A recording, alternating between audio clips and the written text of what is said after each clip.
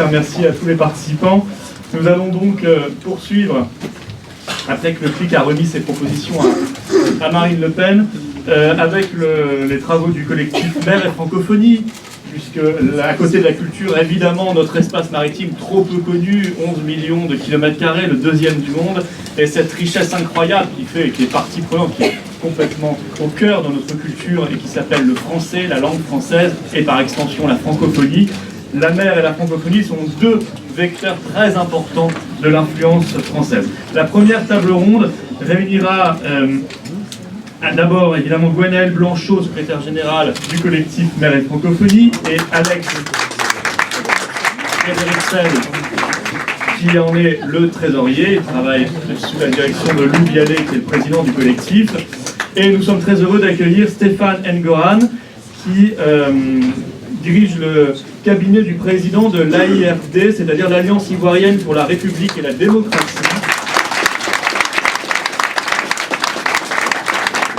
Stéphane Ngoran est conseiller diplomatique, chargé des questions politiques, et nous allons parler dans cette table ronde. Alors cette alliance réunit des associations, la société civile, pour travailler vers plus de démocratie, plus de justice, de république. Nous allons travailler bien sûr sur les conditions d'un nouveau départ entre la France et l'Afrique, que nous pourrons résumer d'un mot. Certainement pas d'ingérence, nous sommes respectueux des souverainetés nationales, et Dieu sait que ça n'a pas toujours été le cas, notamment en Afrique, mais pas d'abandon non plus, parce que nous avons beaucoup à faire ensemble, et la France n'a pas vocation à être remplacée par d'autres puissances, probablement beaucoup moins scrupuleuses qu'elle. Merci beaucoup.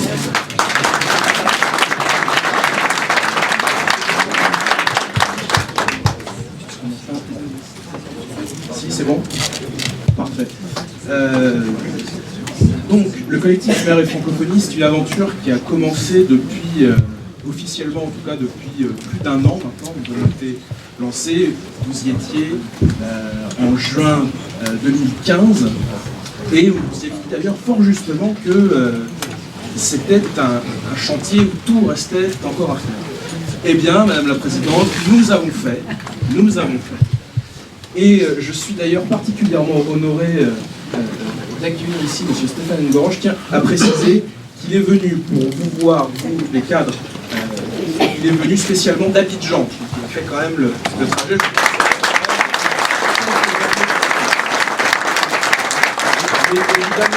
Évidemment, je ne peux pas présenter le collectif Mer et Francophonie sans parler de mon ami, son inénarrable président Lou Vialet, qui est là.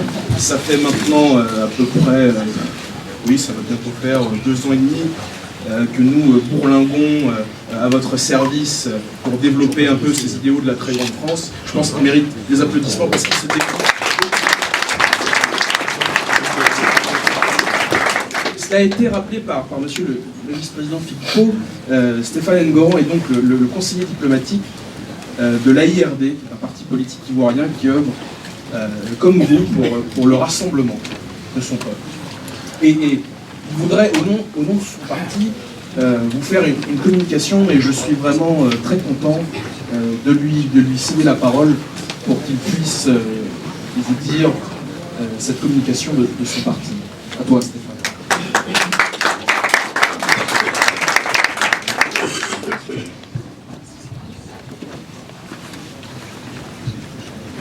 Madame la Présidente du Front National, je vous remercie. Mesdames et Messieurs, tous à vos rangs et qualités, je voudrais, au nom du peuple de Côte d'Ivoire, au nom de l'AIRD, l'Alliance ivoirienne pour la République et la démocratie, vous délivrer un message. J'ai parcouru 6000 km, c'est pour que le peuple français, à travers vous, puisse entendre nos aspirations. Je voudrais dire merci au président du COMEF, M. Lou Vialet, qui a bien voulu nous inviter à cette table ronde. Lou Vialet, qui est le président du COMEF, cette ONG souverainiste que nous avons rencontrée lors d'une conférence prononcée par un des nôtres à Courbevoie. Nous sommes à cette rencontre non pas en tant que militants ou même sympathisants du Front National, même si nous sommes gré à sa présidente, de faire partie des rares personnalités françaises à défendre publiquement et à dénoncer publiquement la justice des vainqueurs en Côte d'Ivoire. Nous saluons au passage son courage de dénoncer à la tribune du Parlement européen certains aspects de l'intervention franco-internationale de mars-avril 2011. Nous sommes présents en tant que militants du renouveau, c'est-à-dire militants de l'abaissement des barrières inutiles, militants du courage de tuer la peur de l'autre, militants de la réconciliation avec le regard d'autrui, militants du développement co-profitable, souverain, placé sous le signe du partenariat sans ruse, militants enfin de la rectification de la mensongère accusation de xénophobie que l'on a fait naguère peser sous mon peuple afin de justifier sa déstabilisation. Si l'on peut regretter certaines outrances du discours ayant parfois accompagné l'expression de nos aspirations, les exploiter comme cela a été le cas ou tuer dans l'œuf la concrétisation de ces aspirations légitimes, c'est opter délibérément et cyniquement pour l'ajournement sine-die de notre développement. Ces aspirations, rappelons-le, s'appellent autonomie, indépendance, souveraineté politique et monétaire, responsabilité, liberté, ouverture sur les autres afin d'enrichir l'humanité de nos différences et non pas comme on voudrait nous y contraindre pour nous confondre, pour nous fondre dans un monde uniforme, dominé par une seule culture. Encore que cette culture n'est pas celle des peuples, mais un alibi pour des systèmes pour pousser les peuples à la haine les uns contre les autres. On dit souvent de nous, Africains, que nous ne sommes pas suffisamment rentrés dans l'histoire. Nous pourrions confesser que si nous n'y sommes pas entrés, c'est à dessein. Parce que nous avons notre histoire, différente de celle des autres, différente de celle que l'on voudrait écrire à coups de bombes larguées sur nos institutions. Notre présence se fera certainement remarquer dans l'histoire lorsque notre culture, notre histoire et notre vision du monde seront un tant soit peu mises en compte dans une histoire à construire ensemble avant de l'écrire ensemble.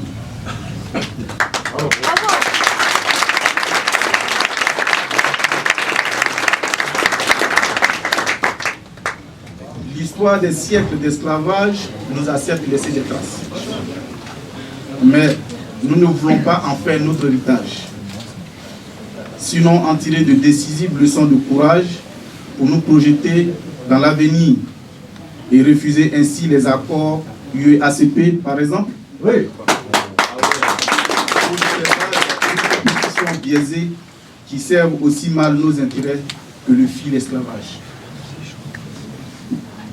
Si la colonisation fait partie de notre histoire, elle ne saurait être notre histoire, si ce n'est au travers de l'édification d'une francophonie rendue à sa vocation d'espace culturel fécond, en échange communautaire, au rebours de cet espace politicien dont se servent trop de dirigeants pour asseoir la domination de leur multinationale sur nos peuples.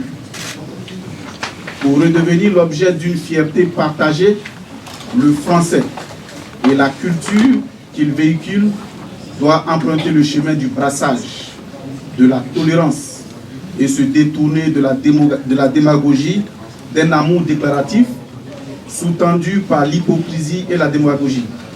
Sinon, ce ne sera jamais notre culture.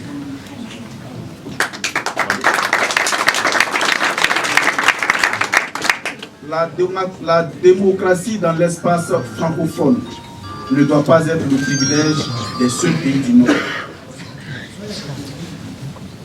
qui accompagnerait paradoxalement les pires dictatures en Afrique, un continent auquel nous restons particulièrement attachés, même si nombreux parmi nous sont français, avec l'ardent désir de contribuer activement à la consolidation d'une France républicaine, laïque et sociale.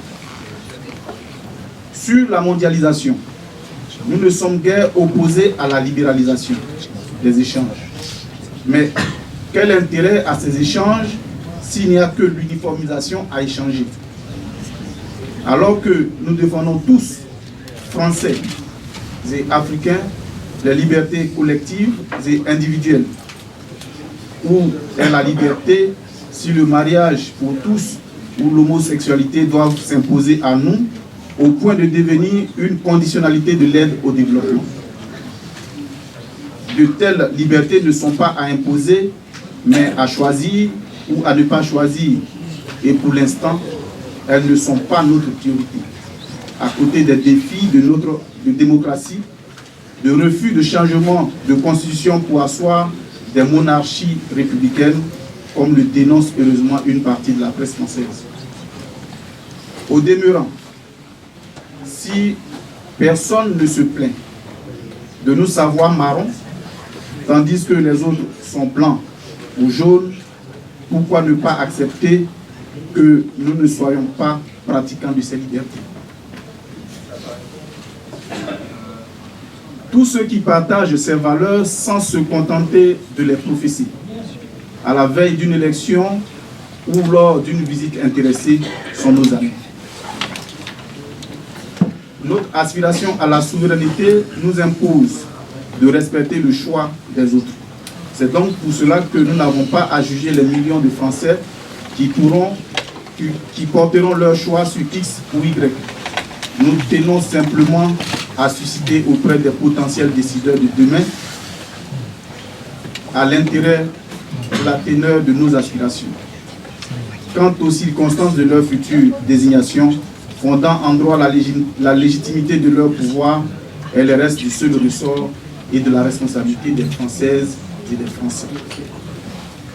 Françaises et Français, dont le rayonnement du pays, intimement souhaité par les Africains, passe par les conditions d'un nouveau départ entre l'Afrique et la France. La France rayonnera d'autant bien qu'elle s'appuiera sur des partenaires épanouis et non pris en pitié par les autres. La France qui rayonnera mieux ne sera certainement pas la France-Afrique. Toujours enterrée, mais jamais morte. Mais plutôt la France éthique qui va rayonner dans le cœur des Africains et non pour installer à la tête des États africains des hommes qui ne sont même pas au service du peuple français, mais au service de la finance internationale.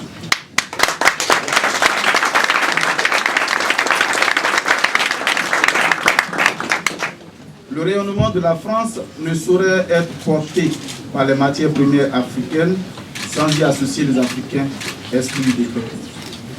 Le rayonnement de la France qui piétinerait l'Afrique ne serait guère durable, car il rencontrerait l'antagonisme de ceux qui seront en 2050 2,5 milliards et représenteront le quart de la population mondiale.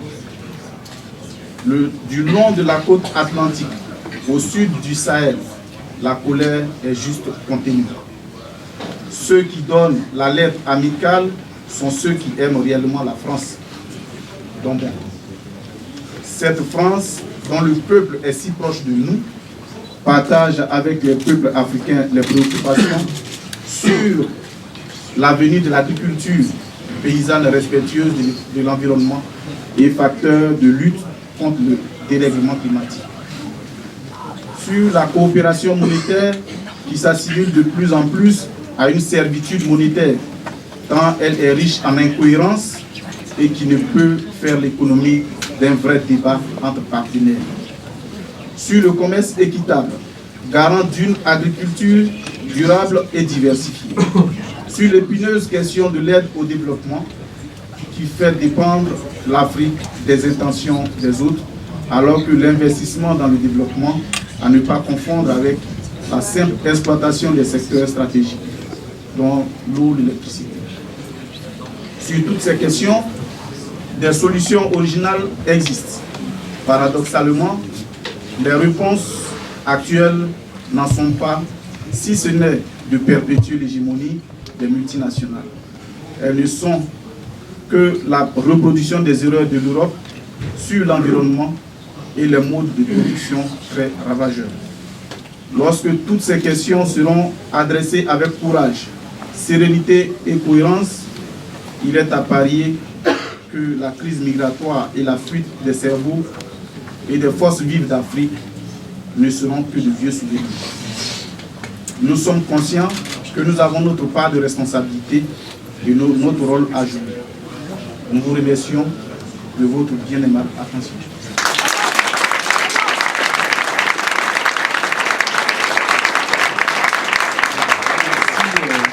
Merci Stéphane pour cet excellent discours. J'aurais quelques remarques très rapides à faire à propos de ce que tu viens de dire. Et d'ailleurs, à propos de ce qui a été dit dans le discours d'introduction de David Rachlin. Il a parlé très justement du fameux plan Borloo pour électriser, si j'ose dire, l'Afrique. Et c'est un peu vraiment, on se croirait à la primaire de droite, on balance des chiffres comme ça, à qui mieux, 100 milliards, 200 milliards, 300 milliards, 600 000 milliards même si on veut. Sauf que l'électrification de l'Afrique, ça va être un peu difficile parce qu'il y a un grave problème en Afrique d'infrastructure routière. Et comme disait Rudyard Kipling, les civilisations, c'est la route. Donc je lui souhaite bonne chance avec son plan à 12 000 milliards pour mettre l'électricité en Afrique. Sans route, ça va être fort compliqué. Je voudrais céder maintenant la parole à un autre de mes amis que je connais depuis plus de 10 ans maintenant, mon vieux complice Alex Frederiksen, qui est donc le trésorier du collectif Marie Francophonie, et qui va parler d'une chose particulièrement scandaleuse, qui est cette espèce de concept complètement fou qu'on appelle la solidarité diasporale, et qui consiste à dire qu'il est bien plus facile pour les gens de développer leur pays à 1000 ou 2000 km de chez eux que dans leur pays, et qui les incite à cette pratique qui est finalement assez ruineuse. Et il nous parlera aussi, parce que c'est notre doctoresse agriculture, si j'ose dire. Il est trop modeste, alors il ne prêtera pas le flanc, mais il nous parlera un peu de comment finalement ces dynamiques de développement agricole peuvent aider à résoudre cette crise et cette folie migratoire qu'on connaît actuellement et qui en fait n'est pas nouvelle, qui dure, et on le sait en France, depuis presque 30 ans. Alex, je t'en prie. Je suis audible. Bien. Alors, je suis content de... Fort encore. On m'entend? Alors, je suis très content de pouvoir rebondir sur ce que Stéphane a pu dire sur les effets néfastes des migrations et de vous parler de cette solidarité diasporale. Sous ce terme un peu obscur, ce sont en fait les transferts de fonds que les migrants gagnent ou reçoivent et qu'ils renvoient dans leur pays d'origine. C'est un système aujourd'hui considéré comme le principal levier de développement pour les pays d'immigration par plusieurs organismes internationaux comme la Banque mondiale ou la Banque africaine de développement. Alors la logique apparaît simple et d'autant plus dangereuse qu'elle reconnaît la justesse des constats que le Front National et Marine Le Pen font depuis des années, à savoir que la majorité des migrations massives que connaît le monde est le fait de migrations économiques. Dans cette logique des partisans de la solidarité diasporale, les migrations sont en fait qu'un facteur presque comptable, un moyen de rééquilibrer les richesses. C'est pourquoi les gouvernements de Nicolas Sarkozy, tout particulièrement de Nicolas Sarkozy, poursuivis par François Hollande, se sont employés à encourager et à développer ces transferts de fonds qui devaient mécaniquement permettre le développement des pays d'émigration. La réalité est bien sûr tout à fait différente. D'abord parce que la plupart des fonds transférés par la solidarité diasporale ne sont pas dirigés vers l'investissement. 60 à 85% des ménages qui en sont bénéficiaires l'emploient dans la consommation courante. Quand il s'agit d'investissements, en grande majorité, il s'agit d'investissements dans le secteur immobilier, des investissements personnels qui font peser un poids extrêmement lourd sur le secteur foncier des pays d'origine et induisent des nouveaux déséquilibres qui accroissent les difficultés auxquelles ils font face. C'est un problème qui est très bien connu dans les pays du Maghreb, mais qui se fait aussi sentir dans le reste de l'Afrique francophone. Quant à la perfusion, c'est le mot à employer sous lequel sont nées les familles, parfois des villages entiers. Elle ne peut bien sûr qu'encourager une certaine forme d'esprit de rente, qui décourage le travail, l'esprit d'entreprise, l'esprit d'investissement, même l'investissement scolaire, qui pourtant sont impératifs à toute dynamique de développement.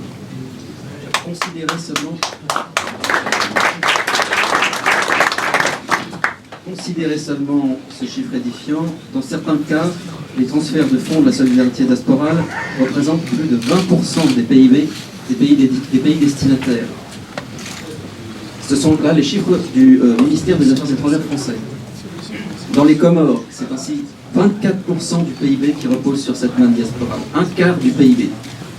C'est bien là la preuve que ce système est nocif à tout niveau et qu'il crée dans les pays qui ont besoin de rassembler leurs forces vives une dépendance à l'immigration.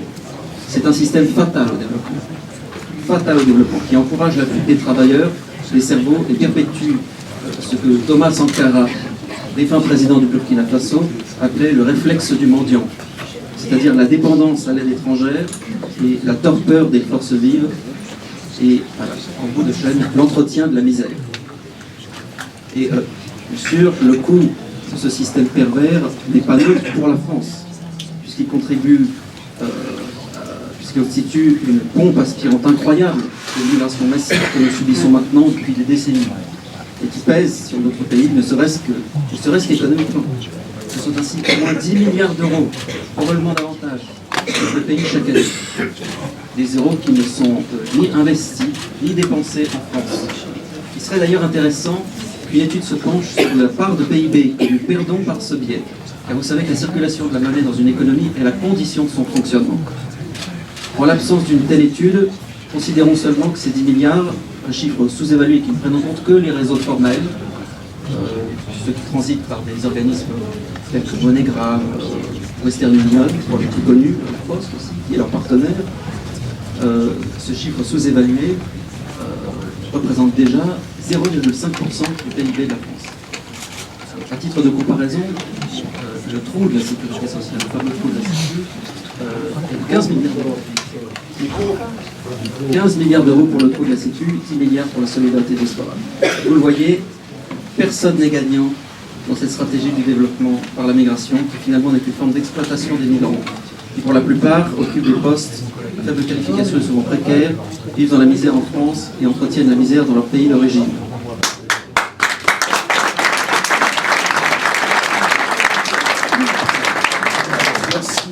Merci beaucoup pour cette intervention, mon cher Alex. Messieurs, j'étais très content d'animer cette première table ronde avec nous. Je vais me pousser un peu pour pouvoir laisser la place à nos invités québécois qui, eux, ont fait vous aussi à peu près 6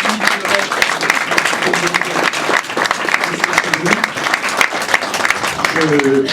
Je vous présente donc Monsieur Alexandre Cormier-Denis, qui est le président d'Horizon Québec actuel, ainsi que Monsieur Philippe Plamondon, qui en est le vice-président. Comme généralement les choses sont bien mieux dites par ceux qui les font, je vais laisser Alexandre Cormier-Denis nous présenter un peu, Philippe Plamondon, pardon, nous présenter un peu Horizon Québec actuel et nous parler de la place du français au Québec, qui est quelque chose de tout à fait fondamental pour le rayonnement non seulement de la France, mais je pense du Québec aussi. À toi, mon cher Philippe. Tout d'abord, merci beaucoup au Front National. Merci beaucoup au Front National, ainsi que Lou Violet, Florian Philippot, Marine Le Pen, merci beaucoup. Horizon Québec actuel est une ONG québécoise que nous avons fondée suite au passage de Marine à Québec. Est-ce qu'on m'entend bien, ça va? Oui. Génial. Donc, nous avons fondé Horizon Québec actuel, une ONG souverainiste francophone québécoise suite au passage de Marine à Québec. D'ailleurs, ça m'amène tout de suite à parler de notre rapport à la langue, c'est-à-dire que j'imagine que pour le commun des mortels, le Canada est un pays qui est naturellement bilingue, voire francophone. En fait, c'en est rien. Le Canada est un pays qui est aux 3 quarts anglophone. On a déjà été aux 2 tiers, malheureusement, on est rendu au quart. Le déclin du français au Québec est manifeste à plusieurs égards. En fait, la défense du français au Québec a toujours été un combat politique, culturel et économique perpétuel. C'est encore le cas aujourd'hui.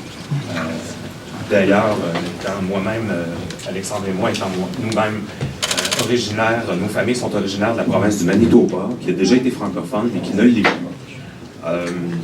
Donc, la disparition du français est un fait réel au Québec et au Canada. Je voyage quand même assez faire vite, c'est-à-dire que dans les années 70, pour être plus précis, en 1977, il y a eu une loi qui s'appelle la loi 101 qui a été mise en place, qui a été la charte de la langue française, qui a fait du français la langue officielle du Québec. Obligation pour les parents allophones d'envoyer leurs enfants à l'école francophone. Ça impose le français comme langue officielle d'affichage et comme langue officielle au Québec. Par ailleurs, depuis quelques années, l'immigration massive, plusieurs phénomènes font que ça favorise l'anglophilie. Le fait français est en danger, surtout et particulièrement à Montréal. Dans les régions québécoises, évidemment, c'est resté très francophone, mais Montréal, qui est notre poumon économique, sans glisser à vue d'œil, pour nous, c'est relativement catastrophique. En fait, c'est dur pour nous, parce que, évidemment, j'essaie un peu aussi de comprendre la posture française, mais pour nous, notre posture linguistique est compliquée, elle est minoritaire, elle est à sauvegarder. On se voit d'ailleurs comme les tenants du foyer lumineux de l'Amérique française. Nous le sommes, nous voulons non. Nous sommes les grands héritiers de la France éternelle chez nous en Amérique. Ça m'amène à parler d'ailleurs des relations France-Québec. 50 ans après la visite de Charles de Gaulle, il n'en reste plus grand-chose. En réalité, qui nous avait d'ailleurs dit le « Vive le Québec libre » qui nous avait tant animés et qui nous anime encore. En réalité, l'image des relations France-Québec sont à l'image des gouvernements actuels, et ici et au Québec, c'est-à-dire vraiment pas terrible. C'est-à-dire, oui, pour rester très poli. D'ailleurs, M. Sarkozy, très proche de la famille des Marais, des financiers fédéralistes libéraux qui soutiennent les partis fédéralistes libéraux canadiens, est revenu sur la doctrine française de non-interférence, non-ingérence, l'INI. C'est comme... pour nous, c'est un peu étrange, parce qu'on a toujours eu une relation très très proche avec le gouvernement français. Et là, il y a une distance clairement. La dernière fois que François Hollande est venu au Canada, il n'est pas passé par le Québec. Il est allé directement féliciter l'Alberta et les sables bitumineux, ou entre les pétroles de bitume canadiens qui n'ont rien à voir avec nous. Donc, il y a comme une espèce je dirais pas de fracture, mais presque, c'est-à-dire entre les gouvernements français et québécois à l'heure actuelle. Évidemment, nombreux sont les Québécois qui espèrent l'arrivée de Marine Le Pen au pouvoir afin de rétablir des ponts.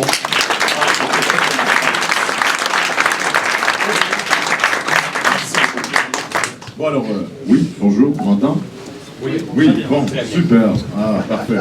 Bon, alors, moi je vais vous entretenir un peu de l'accord qu'on va signer, qu'on appelle, en France, j'ai remarqué, on appelait le CETA, qui est l'acronyme en anglais. C'est-à-dire, je suis quand même surpris de voir qu'en France, les acronymes pour des accords de libre-échange sont disés en anglais. C'est l'AECG, c'est-à-dire l'accord économique, commercial, global, qui va être signé, semblerait-il, entre l'Union européenne et le Canada.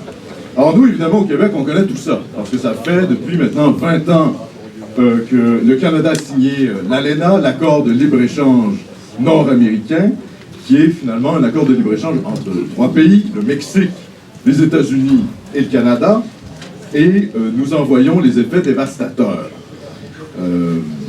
Pour vous donner un exemple extrêmement clair, il y a eu 12 poursuites de la part des compagnies américaines envers le Canada, suite au chapitre 11 de l'accord de l'ALENA, qui ont fait que le Canada a dû débourser 170 millions de dollars US à des compagnies américaines qui ont poursuivi le Canada en raison de mesures protectionnistes, que ce soit pour des mesures environnementales ou autres.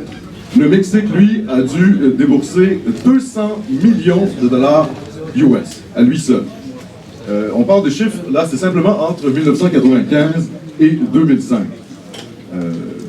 Et il y a toujours aujourd'hui 23 poursuites de compagnies américaines qui poursuivent le Canada et qui ne sont pas résolues. Donc on est seulement à 170 millions de dollars de dons à des compagnies américaines, et il y a encore 23 poursuites en attente. Donc, l'accord de libre-échange entre le Canada et les États-Unis semble reproduire en gros ce qu'on a connu avec l'ALENA. Et on est très inquiet au Québec de ça parce qu'on a l'impression qu'on va revivre le même traumatisme par rapport à l'effondrement de nos mesures protectionnistes, l'effondrement aussi de nos services publics. La grande institution, disons, des ressources naturelles de l'État québécois, c'est Hydro-Québec. Donc une compagnie d'État qui a été nationalisée dans les années 60 et qui a finalement arraché au capital anglo-américain le contrôle de l'hydroélectricité au Québec pour le donner dans les mains des francophones, des Québécois, de l'État québécois. Et avec les accords de libre-échange Canada-États-Unis, on craint que ça soit la porte ouverte pour une privatisation massive, voire totale, de nos sociétés d'État. Ce qui serait carrément dramatique pour nous et ce qui nous projeterait, ce qui projetterait le Québec dans finalement la condition économique que nous connaissions avant les années 60, c'est-à-dire celle de la soumission à l'ordre économique anglo-américain. Je vais vous donner un autre exemple extrêmement bref. Aujourd'hui, le gouvernement du Québec, en vertu de l'ALENA, du fameux chapitre 11 de l'ALENA, est poursuivi par une compagnie qui s'appelle Lone Pine Resources. Pour quelle raison? Parce que l'État québécois a déclaré un moratoire sur l'exploitation du gaz de schiste, la fracturation hydraulique. Alors, qu'est-ce que c'est? Ben, c'est une méthode de fracturation qui est, en gros, la technologie n'est pas tout à fait maîtrisée et il y a des risques de contaminer les nappes phréatiques. Alors, la population québécoise s'est mobilisée. On a dit, on ne veut absolument pas qu'on teste les technologies pour finalement se retrouver avec une eau potable complètement souillée. Le gouvernement, très inféodé, disons, à toute la haute finance anglo-saxonne, a malgré tout reculé. Mais maintenant, le gouvernement du Québec, parce qu'il a déclaré le moratoire, est poursuivi en raison de l'ALENA. Est poursuivi à l'ordre de 250 millions de dollars. Et il faut se poser quand même la question, que va-t-il se produire avec l'ASCG? L'accord de libre-échange, ben, ça va être exactement la même chose. Et autre exemple, on va obliger le Canada à acheter pour 17 000 tonnes de fromage européen. Alors, ouais, ça c'est dans les accords. Alors, qu'est-ce que ça fait concrètement pour l'industrie fromagère québécoise? Eh bien, c'est l'anéantissement, pur et simple.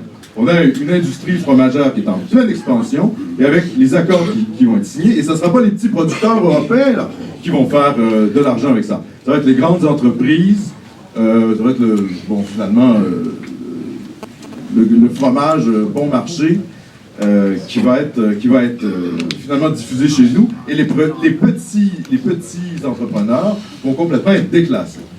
Ce qui m'amène à parler dans un deuxième temps, parce que je sais qu'on est pris par le temps, de notre grande star internationale, Justin Trudeau.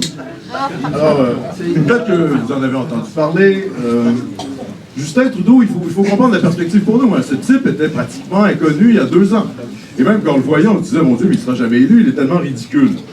Hein, Justin Trudeau, c'est un peu une sorte d'Alain Juppé sur le LSD. Et non seulement une espèce de... C'est-à-dire que c'est un type qui n'a aucune compétence, je pense à M. Juppé quand même, qui d'ailleurs est venu chez nous, hein, M. Juppé, vous savez, il a eu des problèmes judiciaires, et il est venu se réfugier chez nous, sauf que le problème, c'est qu'il est revenu avec les pires idées du Canada. Ouais, il est venu exporter chez vous le multiculturalisme le plus radical, dont M. Trudeau en est le champion, toute catégorie. Et quand je parle de multiculturalisme radical, c'est pas une blague. C'est-à-dire, on parle d'un type qui demande à ses femmes ministres, lorsqu'il s'en va, par exemple, dans des mosquées, de se voiler, de rentrer dans la petite porte réservée aux femmes et d'aller rejoindre le balcon au 2e étage de la mosquée en les saluant, en disant « Hi, sisters ». C'est-à-dire, non seulement il fait du communautarisme radical, mais en plus, il cautionne la ségrégation sexuelle de genre au sein même des institutions constitution canadienne. C'est très grave ce qui est en train de se passer. Il y a une dérive communautariste du Canada qui est épouvantable.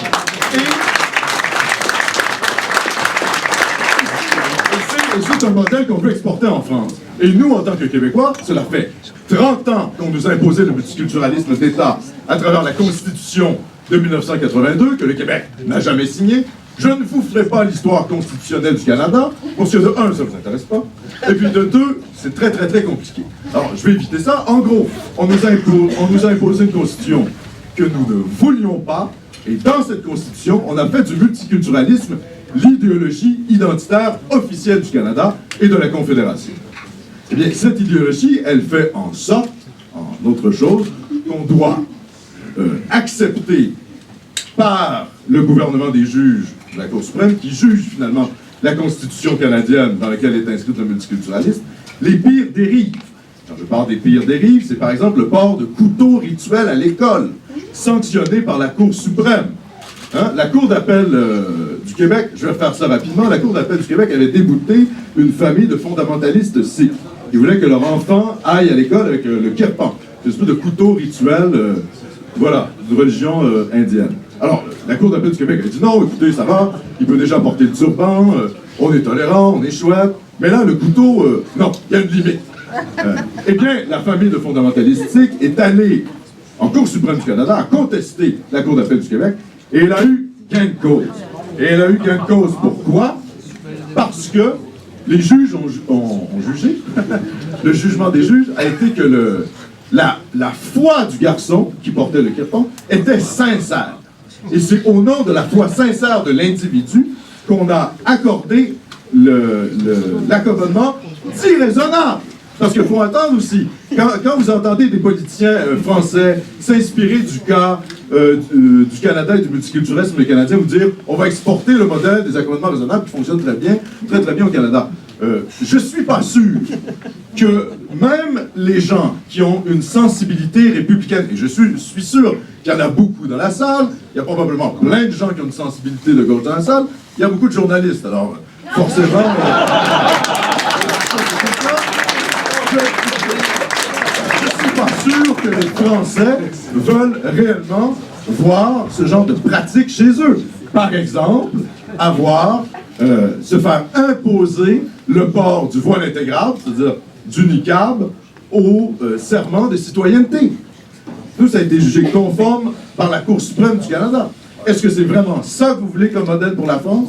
Je pense pas que les dérives multiculturalistes et communautaristes que l'on vit chez nous, vous avez besoin d'en plus les vivre, en plus des problèmes que vous vivez avec l'islam radical et le djihadisme.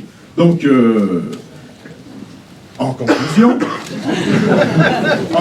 je dirais donc que c'est la raison qui nous amène ici, parce que nous voyons dans la candidature de Marine Le Pen à la présidentielle de 2017 une chance pour la France d'amener une voix dans le concert des nations et d'amener un contre-modèle.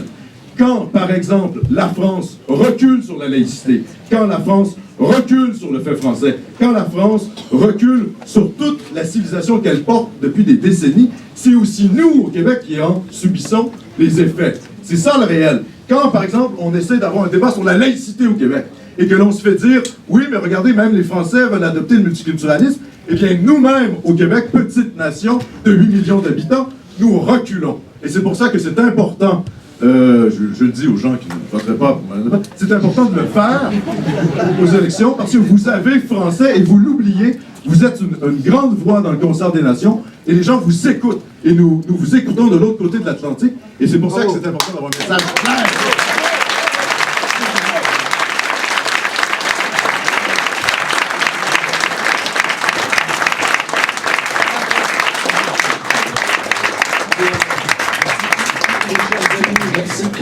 Pour ces présentations un peu plus dynamiques, je crois qu'on peut le dire.